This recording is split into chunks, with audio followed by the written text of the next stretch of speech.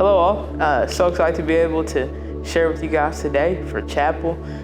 It has been a crazy season to say the least. I know that many times when we're in transition, we can be discouraged, unsure, uncertain, but I just want to spend some time to encourage you in whatever season of transition you're in. Maybe you're transitioning with COVID, wearing a mask. Maybe that's difficult for some people and uncomfortable, but sometimes we have to think about, what's necessary and think about what God's trying to teach us through this time and just to better ourselves and to stay healthy and to protect others. Maybe that's one thing you've had to transition into.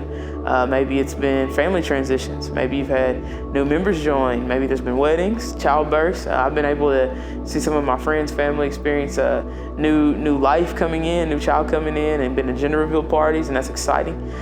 Maybe it's been transition in school. Maybe you're about to graduate. Maybe you are about to start a new program of study, and it's just a season of transition. Maybe it's in the job. I know for me, I'm experiencing that personally, and I'm excited to be gone over and to transition over and to do some things there.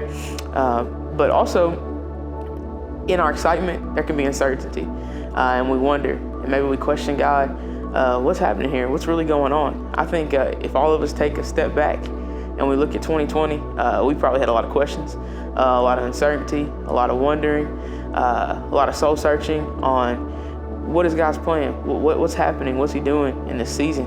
And I know for me, that's something that I've been thinking about a lot, processing. And every time when I'm thinking about this and I'm praying through this, God sends me to the scripture. And I want to share that scripture with you all today. Ecclesiastes 3. I'm going to read a good bit of it, but just take some time to listen to the text and listen to what Solomon is writing, what he's penned here, and what God is speaking through.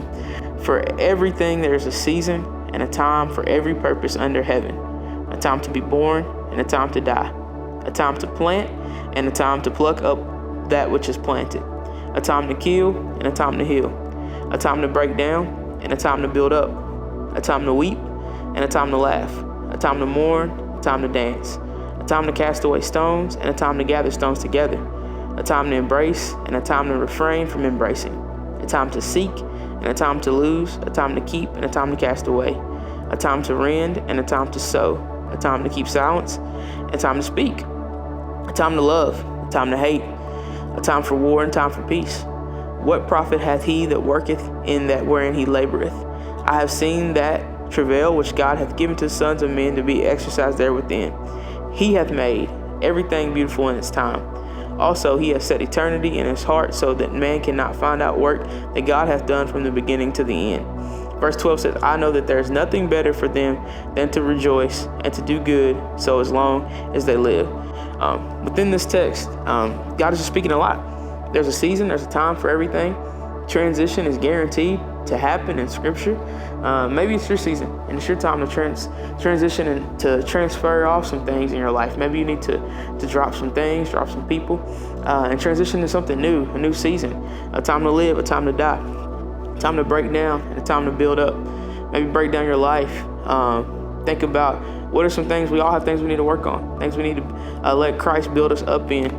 Maybe that's your season to be thinking about those things. And I always want to encourage you to seek God through every season of transition, every season of change. Seek out what His will may be for your life. I really like verse 11. It says, He has made everything beautiful in its time. Maybe you're in a broken season right now. Maybe things aren't looking good. Maybe it's bleak. But if you set and stay the course, God will transition your brokenness into something beautiful. He's going to use it for His glory and for His benefit. I'm confident of that. I've seen it in my life. I'm seeing it work out currently in family situations and just various friends in their life. God will take your brokenness and make it beautiful for His glory in His time and His season. And I just want to repeat verse 12. It says, and I know there's nothing better for them than to rejoice and to do good as long as they live.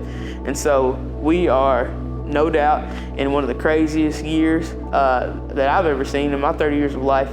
But in this season, we still have to rejoice and know that the Lord is good and that He's called us to do good things. And He's called us to love one another and be there for one another and to support one another. And so that's my prayer as a university family, that we can be there for one another, unified, praying, supporting each other, and stay encouraged. Whatever transition you're in, maybe it's something that I didn't name. God knows it, and He's going to be with you, and He's going to walk with you through that process.